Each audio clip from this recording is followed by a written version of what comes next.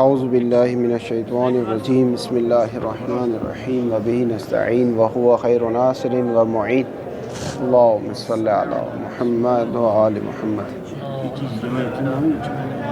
المسألۃ الخامسۃ تحرم المعاوضۃ علی المیتۃ واجزائها التي تحلها الحیاۃ۔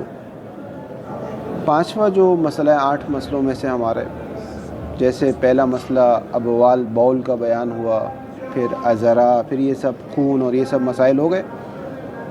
اب جو 5واں مسئلہ ہے وہ ہے میتہ کا۔ میتہ یعنی میتہ نجس، کہ جس کا تزکیہ نہیں ہوا، جو ذبح کی شرائط ہے اس طریقے سے وہ حیوان ذبح نہیں ہوا، چاہے قابلیت تزکیہ اس میں تھا یا چاہے قابلیت تزکیہ اس میں نہیں تھا۔ جیسے کتا اور سور ہے، قابل تزکیہ نہیں ہے، یا قابل تزکیہ تھا لیکن پھر بھی اس کا تزکیہ نہیں ہوا، اس کو شرعی طریقے سے ذبح نہیں کیا گیا، چاہے حلال گوشت ہو چاہے حلال گوشت نہ ہو، بالآخر اس کو شرعی طریقے سے ذبح نہیں کیا۔ جیسے بکرا ہے، بس صرف یہ کہ خون جہندہ رکھتا ہو، کیونکہ مردار کس کا نجس ہے؟ خون جہندہ کا نجس۔ مثلا آپ کے یہاں گھر میں چپکلی مر جائے، کاکروچ مر جائے، چیونٹی مر جائے، وہ نجس نہیں ہے۔ کیوں؟ کیونکہ خون جہندہ نہیں رکھتے۔ تو وہ جو مردار ہے، کس کا مردار نجس ہے؟ جو خون جہندہ رکھتا ہو۔ خون جہندہ رکھتا ہو اس کا مردار نجس ہے، یعنی جس کو شرعی طریقے سے ذبح نہیں کیا گیا ہو، چاہے قابل تزکیہ ہو چاہے قابل تزکیہ نہ ہو، اس سے بھی فرق نہیں پڑتا، بالآخر وہ مردار ہے۔ واضح بات؟ اس مردار کی خرید و فروخت کرنا، معاوضہ کرنا، معاوضہ عام ہے خرید و فروخت سے، اس کو عوض اور معوض قرار دینا، اس کی خرید و فروخت کرنا کیا ہے؟ حرام ہے۔ چاہے وہ مردار کی خرید و فروخت ہو چاہے مردار کے اجزاء کی خرید و فروخت ہو، دونوں کیا ہے؟ حرام ہے۔ اس حرمت پر 4 دلیلیں دیں گے آگے شیخ انصاری، 4 دلیل دیں گے۔ تحرم المعاوضۃ، تحرم حرمت تکلیفی بھی ہے اور حرمت وضعی بھی ہے، یعنی حرام بھی ہے اور بیع بھی باطل ہے، معاوضہ بھی باطل ہے، یعنی نہ ملکیت ٹرانسفر ہوگی اور خود فعل بھی کیا ہے؟ حرمت رکھتا ہے۔ تحرم المعاوضۃ، معاوضہ یعنی عام از بیع ہے، معاوضہ حرام ہے۔ کس پر معاوضہ حرام ہے؟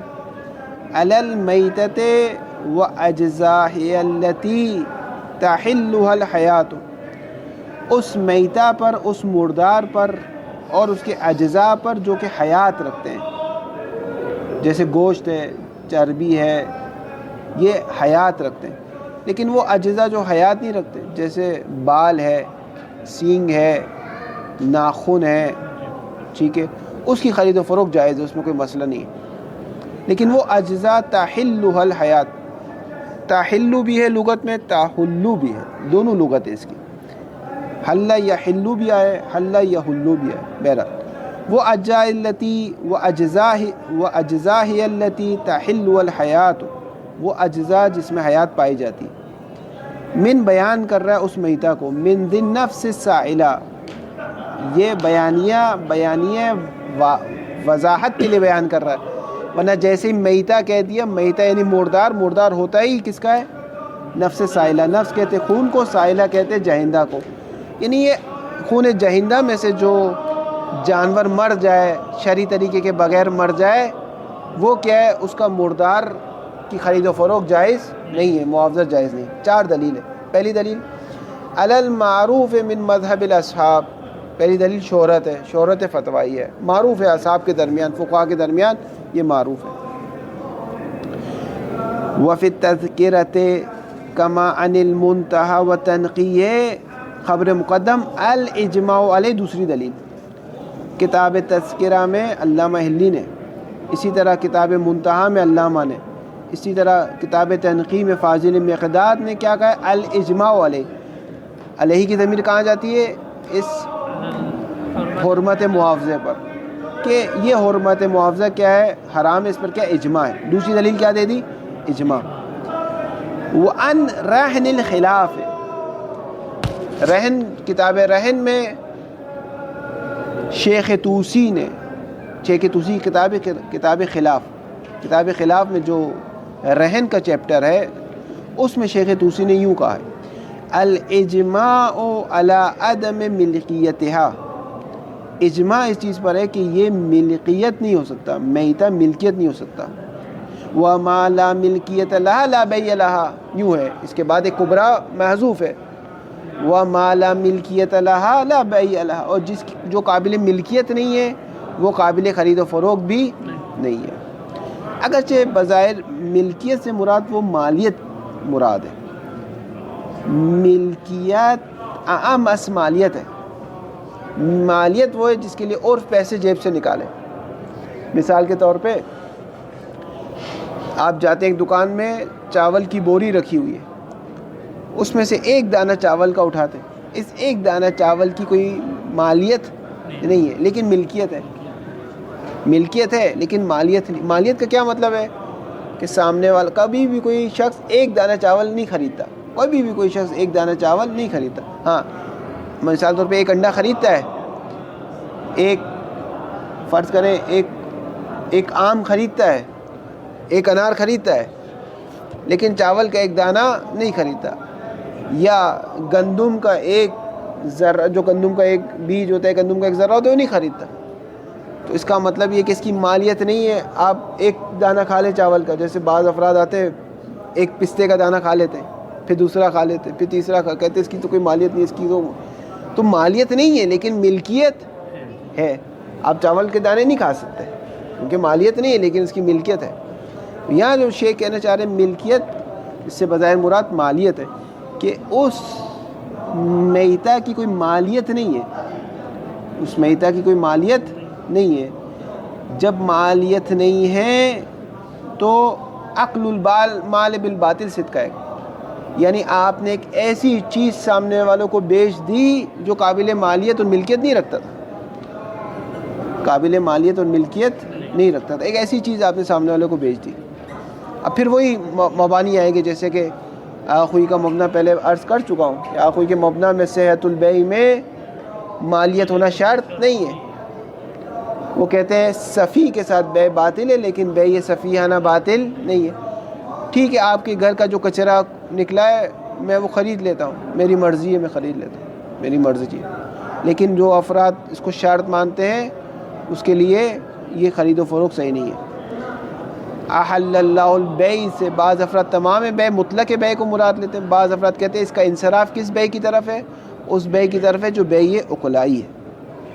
بہرحال بات واضح ہو گئی. وَيَدُلُّ عَلَيْهِ، بس کتنی دلیل ہو گئی اب تک؟ 2 دلیل ہو گئی، ایک شہرت، ایک اجماع. وہ اسی اجماع کو نقل کیا ہے آگے شیخ طوسی نے، متوفی سن 460 ہجری. وَيَدُلُّ عَلَيْهِ مُضَافًا إِلَى مَا تَقَدَّمَ مِنَ الْأَخْبَارِ، اور دلالت کرتا ہے علیہ اس حرمت پر، مضافًا إِلَى مَا تَقَدَّمَ مِنَ الْأَخْبَارِ، اس سے ہٹ کر کے جو اخبار گزر گئے ہیں، جو روایتیں گزر گئے، روایتیں عمومی، جیسے کہ تحف العقول کی روایت ہے، فقہ الرضا کی روایت ہے، یا یہ روایت حرم اللہ اذا حرم اللہ شیئا حرم ثمنہ، جب خدا نے اس میتے کو حرام کر دیا تو اس کا ثمن بھی کیا ہو گیا؟ حرام ہو گیا.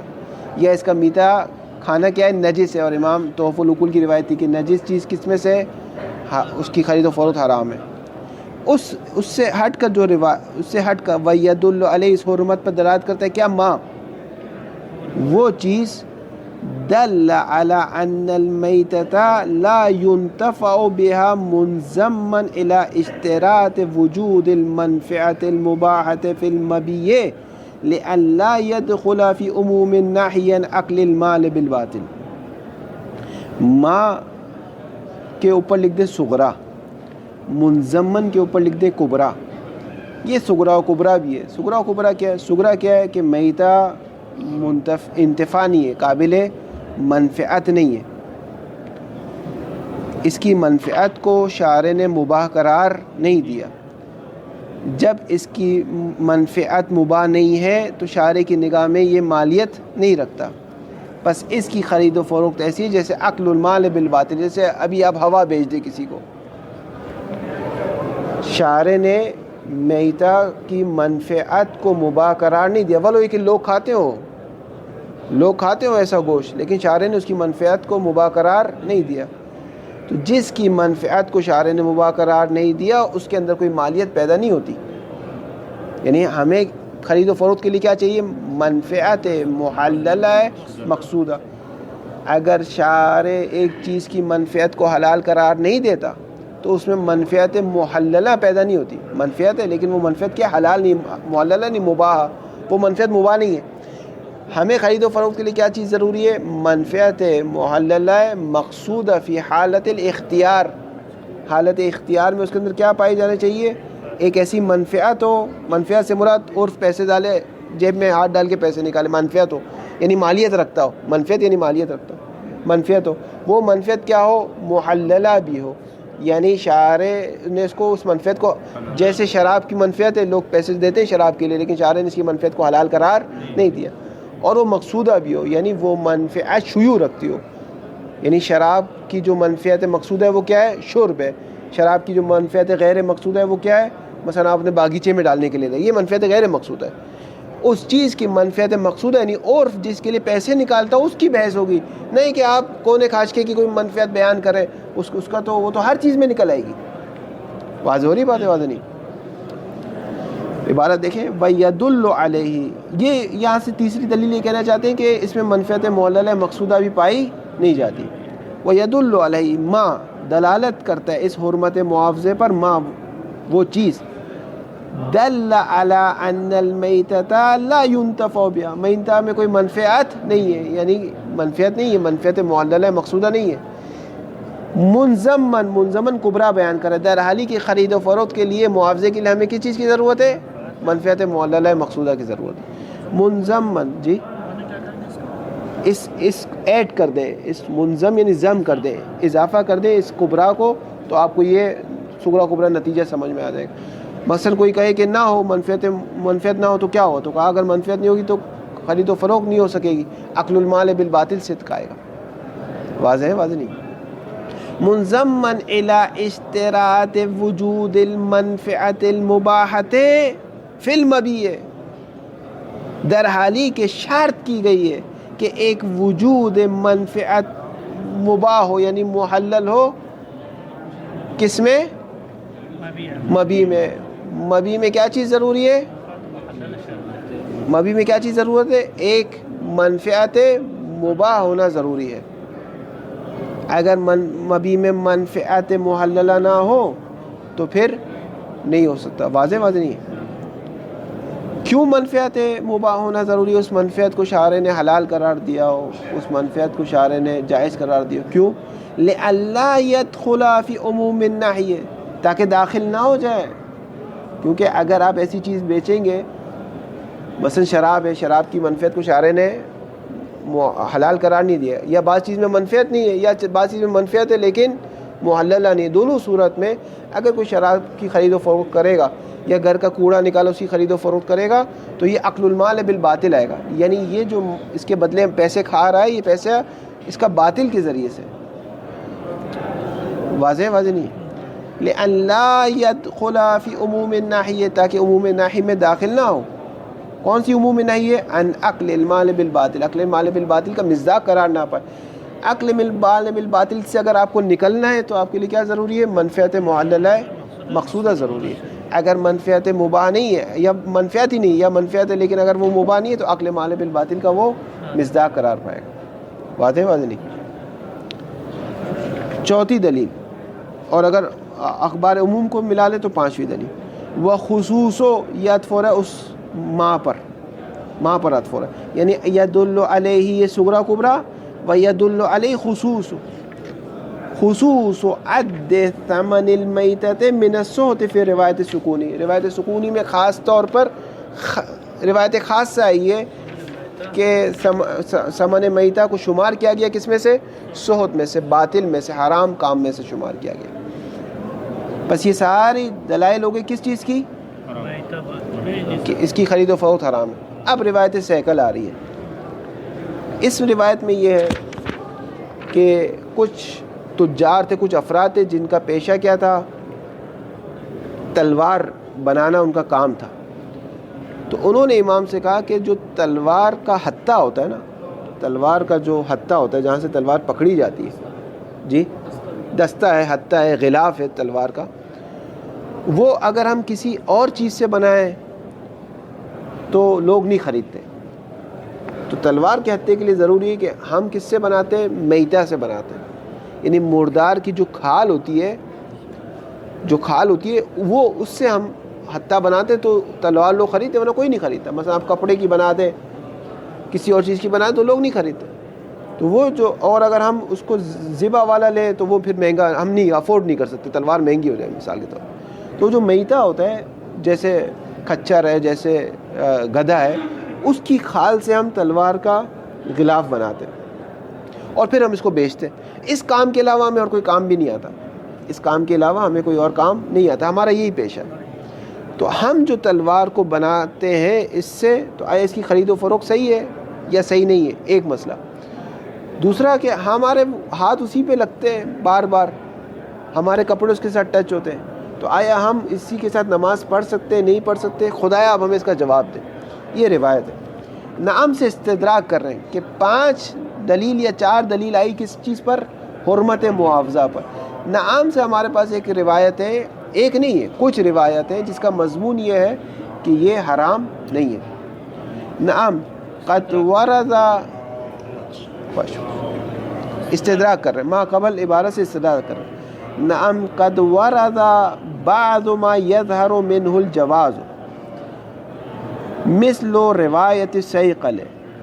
نعم استدراک کریں، قد ورد بعض ما سے مراد روایت، بعض ایسی روایت ہمارے پاس آئی ہے، یظہر منہ الجواز، جس سے ظاہر ہوتا ہے کہ جائز ہے۔ کیا جائز ہے؟ میتہ کی خرید و فروخت جائز ہے، یا میتہ کی اجزائے میتہ کی خرید و فروخت جائز ہے۔ مثل روایت سیقل، جیسے کہ روایت سیقل ہے۔ قال، ابھی قالا کا فاعل محمد ابن عیسیٰ ہے جس نے یہ سیقل کی روایت نقل کی ہے، خود سیقل ہے، بہرحال اس میں وہ ہے۔ کتبوا الی الرجل، کہ ہم نے لکھا ایک مرد کو۔ اب بعض کہتے ہیں الرجل جب بھی آ جائے حدیث میں، اس سے مراد امام کاظم ہے، کیونکہ زمانہ تقیہ تھا تو مراد کیا ہے؟ امام کاظم ہے۔ اور بعض افراد نے کہا نہیں، یہ جو راوی ہے یہ امام 90 امام سے، 10ویں امام سے اور 11ویں امام سے اس نے حدیث نقل کی ہے۔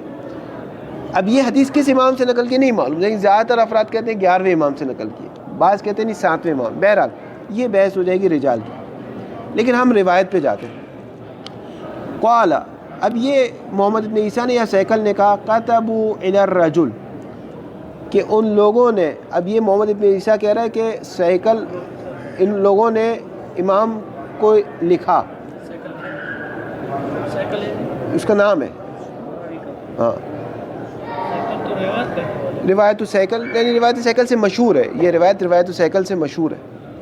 کتبوا الی الرجل، کہ ان لوگوں نے امام کی طرف یہ خط لکھا، جعلنا اللہ فداک، مولا خدا ہمیں آپ پر قربان کر دے، انا نعمل سیوفا، ہم تلوار بناتے، ولیست لنا معیشۃ ولا تجارۃ غیرها، اس حالت میں کہ ہمارے پاس کوئی اور معاش کا بندوبست نہیں ہے اور کوئی اور تجارت، اس کے علاوہ ہمیں اور کوئی کام کاج نہیں کرنا آتا، ونحن مضطرون الیہ، ہم مجبور ہیں کہ ہم تلوار بنائیں، اس کے علاوہ ہمارے پاس کوئی اور آپشن نہیں ہے، ہم اسی سے کماتے ہیں۔ وَإِنَّمَا غِلَافُهَا مِنْ جُلُودِ الْمَيْتَةِ مِنَ الْبِغَالِ وَالْحَمِيرِ الْأَحْلِيَةِ، اور اس سیوف کا جو غلاف ہے، اس کا جو دستہ ہے، اس کا جو ہتھا ہے، وہ من جلود المیتہ، وہ میتہ کی جلد ہے، میتہ کی سکن سے، مردار کی کھال سے، جیسا کہ بغال ہے، کھچر ہے، اس کی کھال سے، والحمیر الاہلیت، یا جو گدھا ہے اس کی کھال سے۔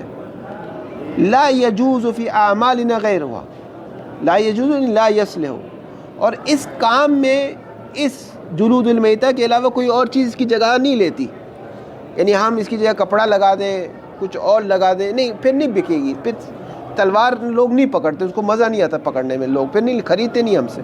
لا یجوز یعنی لا یصلح فی اعمالنا، اس کام میں سیوف بنانے میں لا یصلح غیر ہوا، ہا کی ضمیر جلود میتہ، اس جلود میتہ کی طرف اس کے علاوہ کوئی اور چیز نہیں ہے جو اس کی جگہ پر آ سکے.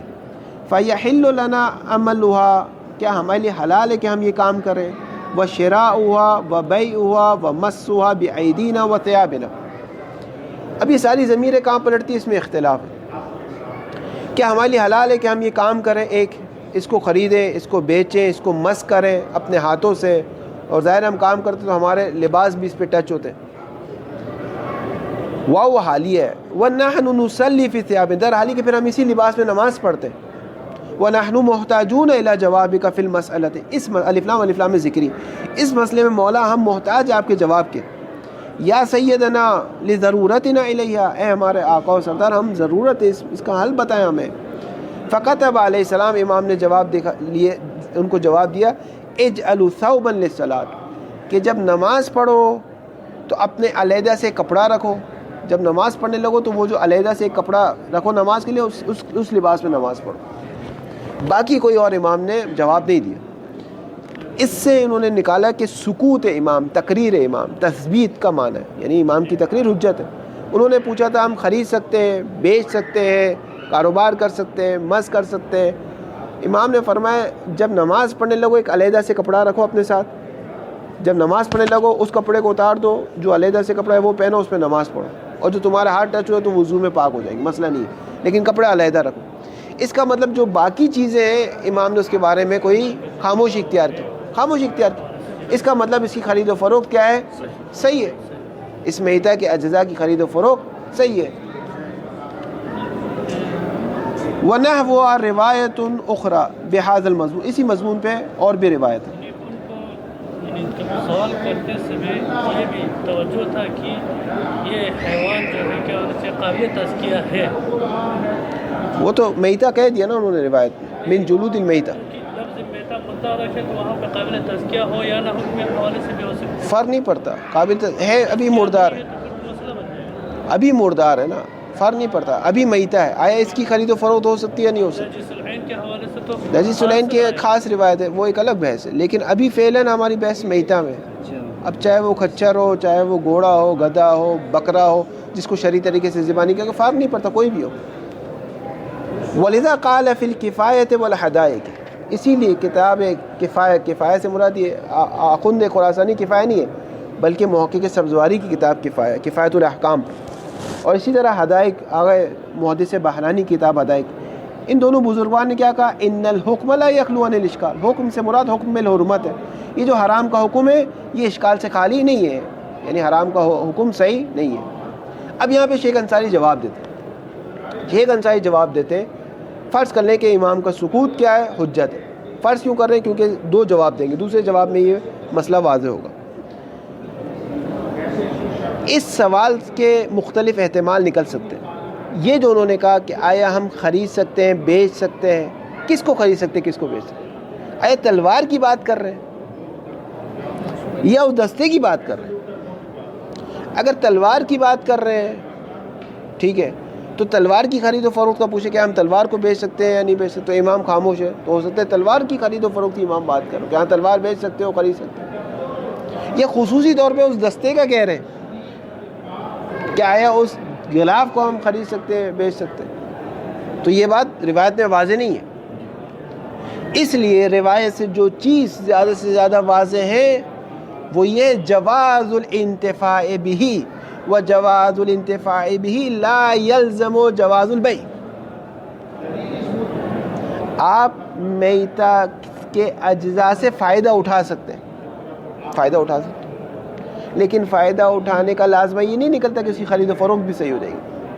جیسے کہ علامہ نے ایک بات کی، مثلا حرام جانور ہے ٹھیک ہے، مردار ہے، آپ اس سے فائدہ اٹھائے، اس کا گوشت زو گارڈن میں دے دیں، جو دوسرے جانور ہے اس کا گوشت کھا لیں گے. اس کی کھال سے آپ مشکیزہ بنائیں، اس مشکیزے سے درخت میں پانی ڈالیں، کوئی مسئلہ نہیں ہے. یا میتہ سے ایک کسان اپنے یہاں ایک آدمی جیسا بناتا ہے تاکہ کوے وغیرہ نہ آئے تو میتا کی کھال سے اس طرح کا آدمی بنا دے تاکہ کوے وغیرہ نہ آئے. یہ کیا ہے؟ یہ فائدہ اٹھانا ہے. امام کی جو روایت سے بات واضح ہو رہی ہے قدر متیقن یہ ہے، کیونکہ احتمال ہے کہ آیا کس کی بات کر رہے ہیں. اذا جاء الاحتمال بطل الاستدلال. تو زیادہ سے زیادہ جو امام کی روایت سے بات سمجھ میں آ رہی ہے وہ یہ آ رہی ہے کہ انتفاع جائز ہے. کیا چیز سمجھ میں آ رہی ہے؟ انتفاع، فائدہ اٹھانا جائز ہے. کس سے؟ حیوان میتا کی اجزاء سے یا میتا سے فائدہ اٹھانا جائز. لیکن آیا اس کا لازمہ یہ نکلتے کہ خرید و فروخت؟ نہیں، یہ لازمہ نہیں نکلتا. کیونکہ ہو سکتا ہے امام نے کہا ٹھیک ہے تلوار تم بیچ رہے ہو صحیح ہے، اور یہ جو اس کے ہتھے سے فائدہ اٹھا رہے ہو اس میں کوئی مسئلہ نہیں. کیا چیز نظریہ نہیں ہے نا. کیا وہ دستے بیچتے تھے یا تلوار بیچتے تھے؟ تلوار میں جو مین چیز ہے وہ کیا ہے؟ اس کا تلوار ہے، دھار ہے اس کی. وہ تو ہتھا پکڑنے کا ہے نا، ہتھا پکڑنے کا ہے اس کا.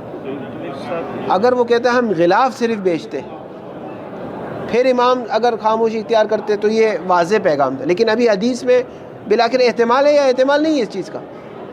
احتمال تو ہے نا. یعنی امام احتمال تو ہے نا کہ امام کی مراد یہ ہو کہ ٹھیک ہے تم اس سے غلاف بنا تو صحیح ہے، تلوار بیچنا اور خریدنا صحیح ہے.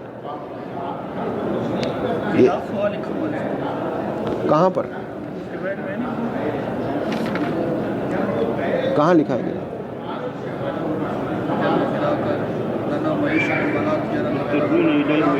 وَإِنَّمَا غِلَافُهَا مِن جُلُودِ الْمَيْتَةِ. اور اس تلوار کا جو غلاف ہے وہ جلود میتہ سے، میتہ کی جلد سے. من البغال والحمیر لا يجوز في اعمالنا غيرها فيحل لنا عملها. کیا ہم یہ کام کر سکتے ہیں؟ کیا کام؟ وشراؤها. کس کو بیچ سکتے ہیں؟ ہاں کی ضمیر سیوف کی طرف جائے گی یا ہاں کی ضمیر غلاف کی طرف جائے گی؟ کیوں غلاف کی؟ غلاف کو تھوڑی بیچ رہے ہیں، تلوار کو بیچ رہے ہیں ساتھ میں. لیکن کیا ایسا ہے عرف جب خریدتا ہے تلوار تو اس کے مثلا 50 روپے میں کہتے ہیں 40 روپے اس کے، 10 روپے اس کے، یعنی اس کے مقابلے میں پیسہ دیتا ہے یا نہیں دیتا؟ نہیں، تلوار اس کے ساتھ ملی ہوئی ہے نا، ان کو نہیں سمجھ میں آ رہا نا کیا کر. بلاخر روایت میں احتمال ہے، احتمال نہیں ہے اس چیز کا. واضح نہیں ہے. وَيُمْكِنُ أَن يُقَالَ. شیخ انصاری میدان میں آ رہے ہیں، اس روایت کو وہ کھول لیں. اگرچہ ایک چیز ہے روایت میں جس کو شیخ میں بتاؤں گا ابھی کہ اس سے گزر گئے، ابھی دیکھتے ہیں. وَيُمْكِنُ أَن يُقَالَ إِنَّ مورد السوال. مورد سوال کیا ہے؟ ممکن ہے، یعنی احتمال ہے کہ آپ یوں کہیں کہ مورد سوال کیا ہے؟ عمل السیوف، کہ مولا کیا ہم تلواروں کو بنا سکتے ہیں؟ وبیع ہوا و شراء ہوا، اس کی خرید و فروخت کر سکتے ہیں یا نہیں کر سکتے؟ ممکن ہے، احتمال ہے کہ وہ یہ کہنا چاہتے ہیں، یہ پوچھنا چاہتے ہیں. لیکن ایک چیز سے یہ احتمال خراب ہوتا ہے اور وہ ہے روایت میں وَمَسُّهَا. وہ روایت میں کیا ہے؟ فَيَحِلُّ لَنَا عَمَلُهَا وَشِرَاؤُهَا وَبَيْعُهَا. یہاں تک شیخ انصاری لائے ہیں، وَمَسُّهَا کو نہیں لائے. اب تلوار کو مس کرنے میں تو مسئلہ نہیں تھا، کس کو مس کرنے میں مسئلہ تھا؟ غلاف کو مس کرنے میں مسئلہ تھا، میتا کو. ہاں، مستر تو اس وجہ سے کہا کہ ہمارے پاس اس کے علاوہ کوئی پیشہ نہیں. شیخ انصاری دیکھیں کہاں تک لائے اپنی بات کو. وَيُمْكِنُ أَن يُقَالَ. ممکن ہے کہ یہ احتمال دیا جائے کہ ان مورد السوال، سوال کا مورد کیا؟ عملها. ہا کی ضمیر کس کی طرف لے گئے؟ سیوف کی طرف. عمل سیوف ہے، وبیع سیوف ہے، وشراء سیوف. یہ احتمال ہے بالآخر. لا خصوص الغلاف مستقلا. نہ کہ پوچھنا چاہ رہے مولا ہم کیا غلاف کی خرید و فروخت کر سکتے ہیں، غلاف کو بیچ سکتے ہیں، غلاف کو مس کر سکتے ہیں. فقط یہ نہیں کہنا چاہ رہے، بلکہ یہ کہنا چاہ رہے ہم تلوار کو. نہ یہ کہنا چاہ رہے ولا فی الضمن السیف علی ان یکون جزء من الثمن فی مقابل عین الجلد. اور نہ یہ کہنا چاہ رہے کہ جس کے غلاف کے مد مقابل بھی جیسے 50 روپے تو 40 روپے اس تلوار کے اور 10 روپے اس غلاف کے، کہ مولا یہ جو ہم پوری خرید و فروخت کر رہے ہیں تو اس میں غلاف کے مد مقابل بھی ہمیں کچھ پیسے مل رہے ہیں. 3 احتمال ہے. بلا کہ شیخ انصاری نے کہا 3 احتمال ہے. ایک احتمال یہ ہے کہ وہ کہہ رہے ہیں ہم غلاف کو خرید و فروخت کرنا چاہ رہے ہیں مستقل. ایک احتمال یہ ہے کہ وہ کہہ رہے ہیں تلوار اور غلاف کہ ان دونوں کی علیحدہ علیحدہ قیمت ہے. مثلا تلوار آپ 100 روپے بیچتے ہیں, 70 روپے اس کے, 30 روپے اس کے. اور ایک احتمال یہ کہ صرف ہم اس کو بیچنا چاہ رہے ہیں تلوار کو, صرف تلوار کو, کہ غلاف اس کے کوئی قیمت نہیں رکھتا, مالیت نہیں رکھتا. بالآخر یہ احتمال جیسے ایجاد ہو گیا روایت میں تو روایت مبہم ہو گئی. جب روایت مبہم اور مجمل ہو جائے تو صرف قدر متیقن سے رجوع کیا جاتا ہے. جب بھی روایت مجمل ہو جائے تو قدر متیقن سے رجوع کیا جاتا ہے, اصول کا قانون ہے. اور قدر متیقن کیا ہے؟ جواز الانتفاع لا جواز البیع, لا خصوص الغلاف مستقلا. وہ یہ کہنا چاہ رہے ہیں مولا ہم تلوار بیچ سکتے ہیں, یہ نہیں کہہ رہے خصوصاً غلاف خالی مستقلا, نہیں خالی جدا سیوف, نہ یہ نہیں کہنا. ہو سکتا ہے نہ کہنا چاہ رہے, ایک احتمال تو ہے. ولا فی ضمن سیف, اور نہ اس غلاف کو سیف کے ضمن میں بیچنا چاہ رہے ہیں, یعنی سیف کی بھی قیمت ہے, اس غلاف کی بھی قیمت ہے. اس طریقے سے کہ الا ان یکون جزء من الثمن, کہ سمن کا ایک جز, جیسے 100 روپے میں سے 30 روپے, سمن کا ایک جز فی مقابل عین الجلد, جلد یعنی غلاف, اس غلاف کے مد مقابل ہو. نہ ممکن ہے یہ نہ کہنا چاہ رہا ہوں, صرف یہ کہنا چاہ رہا ہوں مولا یہ تلوار اس طرح ہم جو تلوار بناتے ہیں, یہ تلوار بیچ سکتے ہیں نہیں بیچ سکتے. امام نے خاموش رہے, ہاں تلوار تم بیچ سکتے ہو, کوئی مسئلہ نہیں ہے, واضح نہیں ہے. فغایۃ ما يدل علیہ, زیادہ سے زیادہ جو چیز روایت جس چیز پہ دلالت کر رہی وہ کیا ہے؟ جواز الانتفاع بجلد المیتۃ, کہ اس میتہ کی جلد سے انتفاع کیا ہے؟ فائدہ اٹھانا جائز ہے. کیسے؟ باب آئے مفسرہ. بجعلہ غمدن بھی ہے, غمدن بھی. بجعلہ کہ اس میتہ کی جلد کو کیا قرار دیں؟ غلاف قرار دیں, غمد قرار دیں. کس کے لیے؟ سیف کے لیے. اس کا فائدہ اٹھا سکتے ہو. لیکن یہ فائدہ اٹھانا کا لازمہ نہیں نکلتا خرید و فروخت بھی جائز ہے. وَهُوَ لَا يُنَافِي عَدَمُ جَوَازِ مُعَاوَضَتِهِ بِالْمَال, یہ منافات نہیں رکھتا اس بات سے کہ مال کے عدم و جواز المعاوضت, اس جلد میتہ کا معاوضہ جائز نہیں ہے, یہ اس سے منافات نہیں رکھتا. ہاں فائدہ اٹھانا ایک چیز ہے, معاوضہ اور خرید و فروخت ہونا دو الگ چیز ہے. ایک چیز سے فائدہ اٹھانا, مثلا آپ مٹی سے فائدہ اٹھا سکتے ہیں. اپنے گھر جو مٹی ہے, مثلا آپ نے گھر سے کوڑا نکالا, مٹی نکلی, اس مٹی سے فائدہ اٹھا سکتے. کہیں آگ لگ گئی, آپ نے اس مٹی کو ڈال دیا, آگ بجھ گئی, فائدہ اٹھا لیا. لیکن خرید و فروخت نہیں ہو سکتی اس مٹی کی. مثلا شراب سے آپ نے ایک فائدہ اٹھا لیا, ٹھیک ہے, مثلا شراب پڑی ہوئی تھی, مثلا ایک دشمن جا رہا تھا, آپ نے اس پہ پھینک دیا, دشمن کو سر پھوڑ دیا, اس کا فائدہ اٹھا لیا اس سے. یا فرض کریں کہیں آگ لگانی تھی یا کسی چیز کو کوئی فائدہ اٹھا لیا, لیکن اس کی خرید و فروخت نہیں ہو سکتی. فائدہ اٹھانا اور چیز ہے, خرید و فروخت اور چیز ہے. وَهُوَ لَا يُنَافِي, اور یہ فائدہ اٹھانا منافات نہیں رکھتا. عدم و جواز معاوضت ہی, اس جلد میتہ کا معاوضہ بالمال جائز نہیں ہے مال کے مد مقابل. وَلِذَا جَوَّدَ جَمَاعَةٌ, اسی وجہ سے فقہا کی ایک جماعت نے جائز قرار دیا.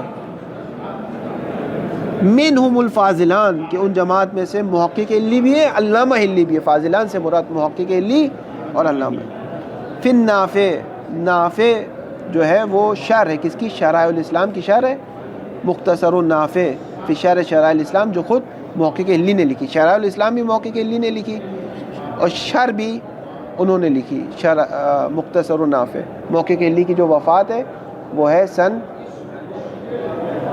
626 ہجری میں. 626 ہجری میں محقق علی کی وفات ہے, اور 676 ہجری میں 676 معذرت 676 ہجری میں محقق علی کی وفات ہے, اور 726 ہجری میں علامہ کی وفات ہے. یہ جو شرائع لکھی ہے, اس کی یہ جو شرائع الاسلام ہے, اس کی شرح انہوں نے خود نے لکھی, مختصر النافع. ایک شرح ان کی لکھی صاحب جواہر نے, جو شرح لکھی وہ بھی ان کی شرح ہے, جواہر الکلام فی شرح شرائع الاسلام. شیخ ثانی نے جو مسالک لکھی وہ بھی شرائع الاسلام کی شرح ہے, مسالک الافہام فی شرح شرائع الاسلام. صاحب مدارک نے جو شرح لکھی وہ بھی شرائع الاسلام کی شرح ہے, مدارک الاحکام فی شرح شرائع الاسلام. صاحب جواہر سن 1260 ہجری متوفہ, اور محقق علی سن 676 ہجری متوفہ. تقریباً 600 سال بعد جا کر ان کی شرح لکھ رہے صاحب جواہر، جو امام خمینی اکثر تاکید کرتے ہیں کہ فقہ جواہر ہونی چاہیے. وہ جواہر کس کی شرح ہے؟ شرح الاسلام کی شرح ہے.